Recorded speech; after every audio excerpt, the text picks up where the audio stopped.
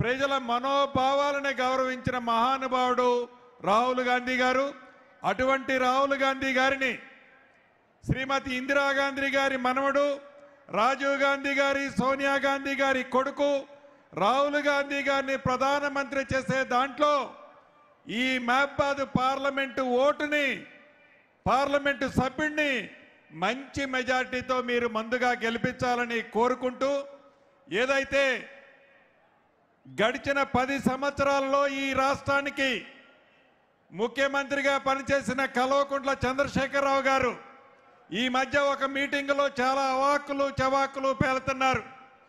మన గౌరవ ముఖ్యమంత్రి గారిని లిల్లీ పుట్టుతో సంబోధించి మాట్లాడుతున్నారు. ఈ వేదిక మీద నుంచి వారికి ఒక్కటే తెలియజేస్తున్నాను, ఇది వరంగల్ గడ్డ మీద నుంచి నేను మాట్లాడుతున్నాను.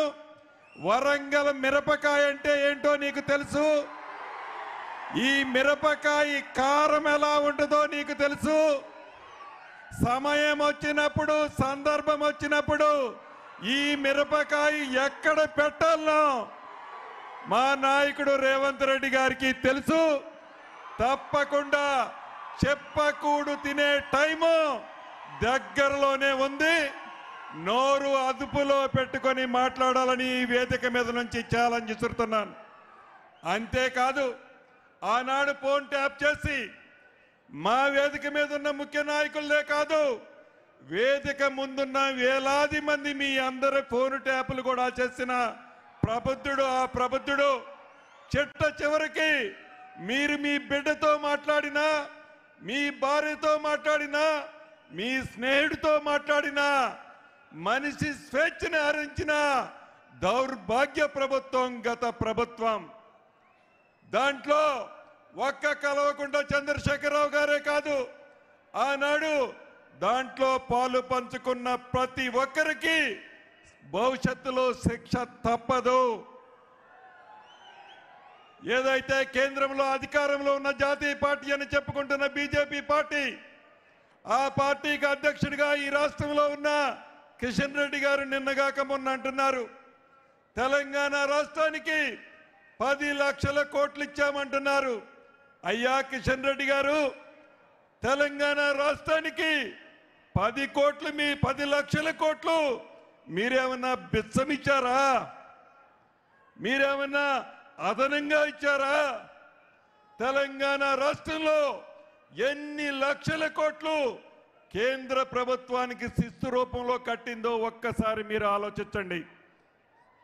అంతేకాదు, ఆనాడు రాష్ట్ర విభజనలో ఏవైతే హామీలు ఇచ్చారో ఈ మహబాద్ పార్లమెంటు పరిధిలోని బయ్యారం ఉక్కు కానీ ఈ రోజుకి కూడా మీరు ఇచ్చిన హామీలాగానే మిగిలింది.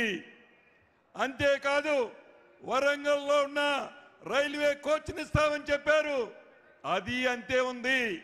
ITIR ఇస్తామన్నారు, అదే అంతే ఉంది. కేంద్రంలో 10 సంవత్సరాలు పరిపాలించిన మీ ప్రభుత్వం, మీరు మంత్రిగా పరిపాలించిన మీ 5 సంవత్సరాల్లో చేసిన కార్యక్రమాలు తెలంగాణ రాష్ట్రానికి ఏంటో మీరు చెప్పండి. 2 చెప్పండి. 2 చెప్పలేని మీరు తెలంగాణ రాష్ట్రంలో రేపు పార్లమెంట్లో మాకు 10 వస్తాయి, 15 వస్తాయి అని చెప్తున్నారు గొప్పలు. మీరు గతంలో మీకు 4 సీట్లు ఉన్నాయి, ఆ 4 సీట్లు మీరు దక్కించుకుంటే నిజంగా మీరు హీరోలే. 4 సీట్లు కూడా మీకు వచ్చే పరిస్థితి లేదు. తెలంగాణ ప్రజలు ఇందిరమ్మ రాజ్యాన్ని, ఇందిరమ్మ పరిపాలనని పెద్దలు ముఖ్యమంత్రి గారు రేవంత్ రెడ్డి గారి నాయకత్వంలో చల్లగా ఉన్నారు. 6 గ్యారెంటీల్లో 5 గ్యారెంటీలు ఇప్పటికే ఈ ప్రభుత్వం ఇచ్చింది.